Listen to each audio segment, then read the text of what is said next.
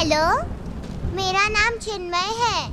Hello, मेरा नाम चिन्मय है। चीनू, बस बहुत हो गया, मोबाइल रख दो अब। पता है कितने बजे? 2 मिनट और। 10 मिनट से यही सुन रही हूँ। लाओ मुझे दो। दो।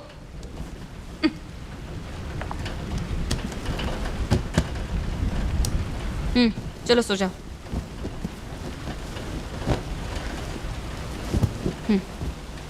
आओ। मुझे चादर नहीं चाहिए। एसी चालू है, चादर नहीं लोगी तो रात को ठंड लगेगी।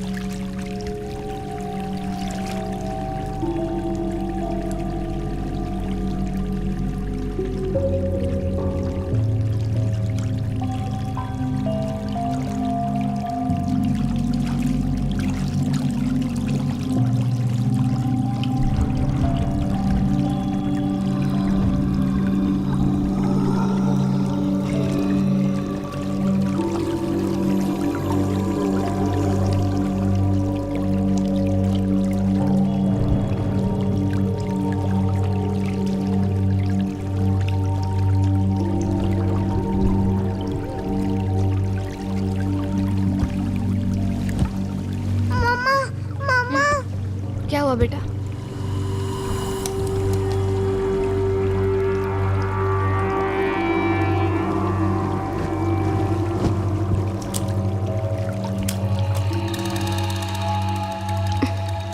इतना सारा पानी अचानक से कहां से आया?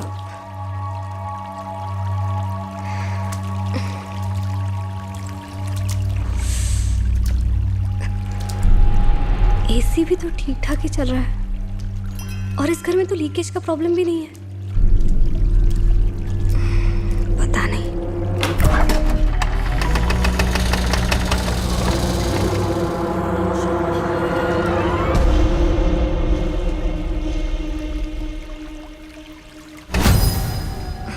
यहाँ पे भी पानी है।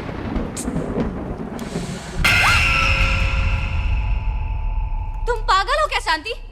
दीदी, मैं गहरी नींद में थी। अचानक लगा कि किसी ने मुंह पे पानी फेंका। उठ के देखा तो कोई नहीं था। फिर अचानक किसी के रोने की आवाज आई। देखा तो एक लड़की कोने में रो रही थी। क्या कहानियां बना रही हो शांति? नहीं दीदी, मैं सच कह रही है। किचन में से आवाज आ रही थी। दीदी, इस घर में जरूर कुछ गड़बड़ है। गड़बड़ घर में है या तुम में है, ये हम सुबह देख लेंगे। मैं सच कह रही हूँ। चलो बहुत हो गया, पानी साफ करो और जाओ सो जाओ।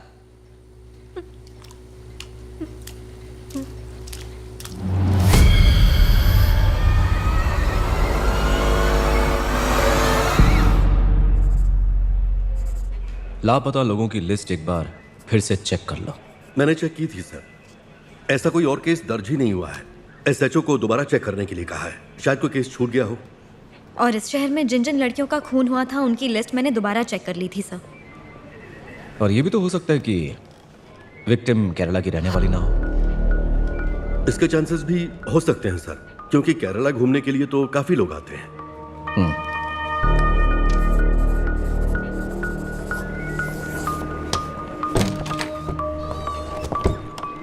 सर, आपसे कोई मिलने आया है।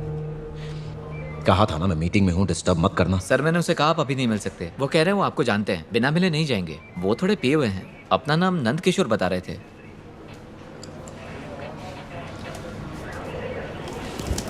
कई साल पहले एक महान कवि ने ये 2 पंक्तियां मुझे सुनाई थी। मेरा पूरा दिल तेरा हो ना पाएगा मधुबाला, क्योंकि आधा दिल तो मेरा पहले ही ले गई मधुशाला। तुम्हें पता है कौन है ये वो इकलौता आदमी जिससे मेरे खून का रिश्ता है, मेरा भांजा। भांजे। आप फिर से आगे मामा हैं? मैंने आपको कितनी दफा समझाया है, शराब पीकर कहीं दंगा करो तो मेरा नाम मत लीजिएगा।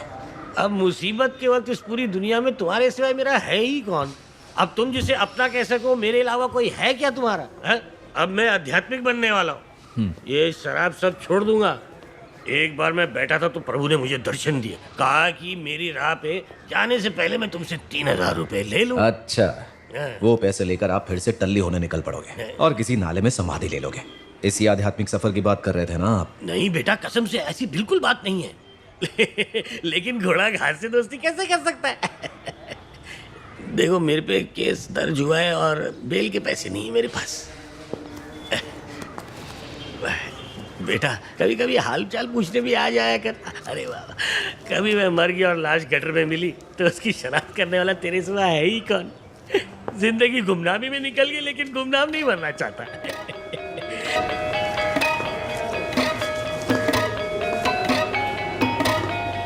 तू ही मेरा सहारा है, बिन दारू के मैं बेसहारा हूं।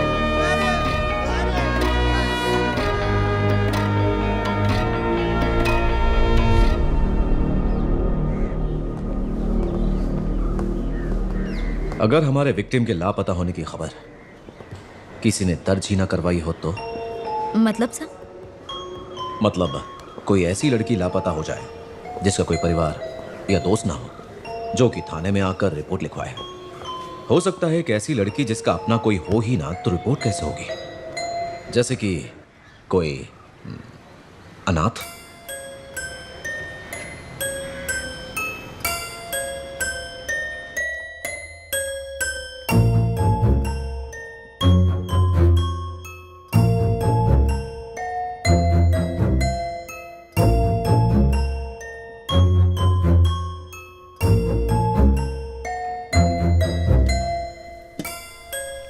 चीनू, वो गुड़िया को रखने की जगह है, उसे वहाँ से हटा दे। परी को गर्मी लग रही है और बाकी खिलौने के साथ उसे रहना अच्छा नहीं लगता, है ना मेरी परी? तू और तेरी परी। गुड़िया मेरी प्यारी प्यारी गुड़िया, चलो हम खाए चॉकलेट और आइसक्रीम।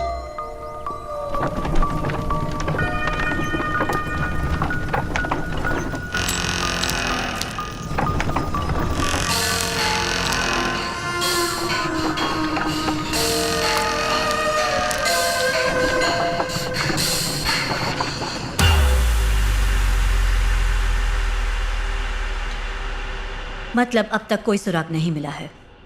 हमने मिसिंग केसेस की एक लिस्ट बनाई है मैडम। मुझे लगता है कि जब ये लड़की लापता हुई थी, किसी ने उसकी रिपोर्ट दर्ज ही नहीं की और ना ही किसी को उसके जाने से कोई फर्क पड़ा। ये एक रहस्य सा है। सत्या, अब तक तो लगता है कि तुम बिल्कुल सही ट्रैक पर हो। तुम्हारा इंट्यूशन ही ये केस सॉल्व करने में तुम्हारी मदद करेगा। इस केस की एक और दिलचस्प बात है मैम, उस खोपड़ी में कुछ अलग था। सारे दांत गिर चुके थे सिवाय एक दांत के। पता नहीं, जैसे वो एक दांत बाकियों से बहुत ही ज्यादा अलग था। अगर लाश काफी वक्त के लिए पानी में पड़ी हो तो सारे दांत निकल ही जाते हैं, और जो दांत नहीं निकलते हैं मतलब वो दांत नकली दांत होते हैं। अगर हमें डिटेल में जानकारी चाहिए तो इस केस में ओडोंटोलॉजी की मदद लेनी पड़ेगी। हाँ, ये कर सकते हैं। मैडम, एक ओडोंटोलॉजिस्ट को मैं जानती हूँ, चेन्नई के बहुत बड़े डॉक्टर हैं, डॉक्टर आनंद पद्मनाभन। हाँ तो ठीक है, उन्हें आज ही कांटेक्ट करो। मैम, अच्छा रहेगा अगर मैं उनसे खुद ही जाकर मिलूं। ये तो और भी अच्छा है। तो अब डॉक्टर आनंद ही ये गुत्थी सुलझा सकते हैं। तो अब पता चलेगा कि ये गुमनाम लड़की जिसकी क्रूर हत्या हुई है वो आखिर कौन है। इन्हें ठीक से नहीं रखोगी तो अगली बार से क्रेयॉन्स नहीं लाऊंगी। हाँ चिनू, सब खराब कर देती।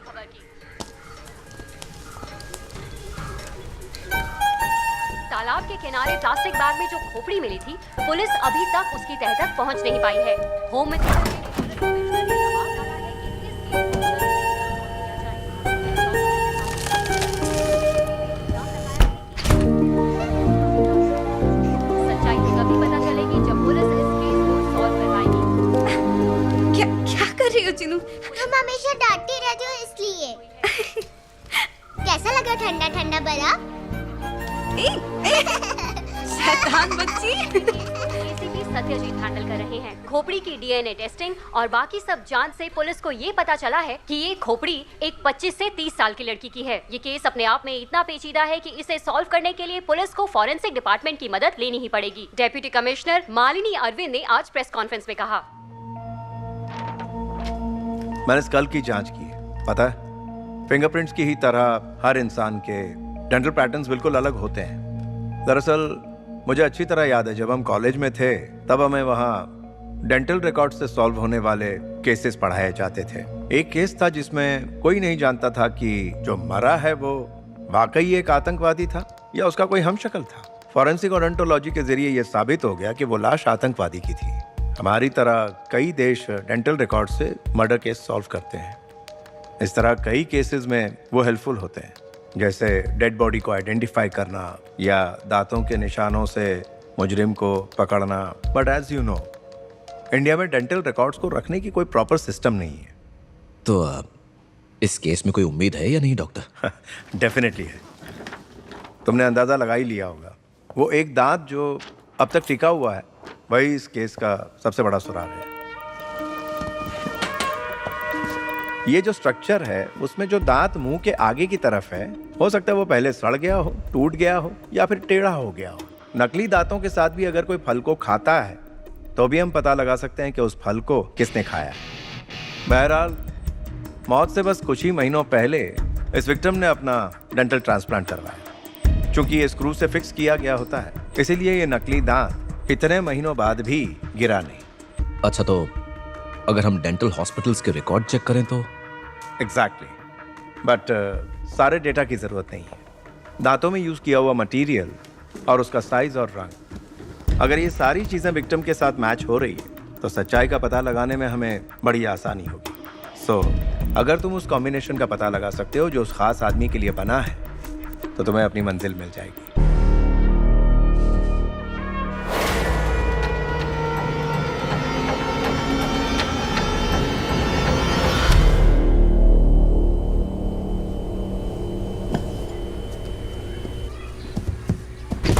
चिनू, मैंने तुम्हें कितनी बार कहा है कोई भी चीज खाने के बाद वापस फ्रिज में नहीं रखने की। मैंने नहीं खाया। जब देखो तो मुझे डांटती रहती है।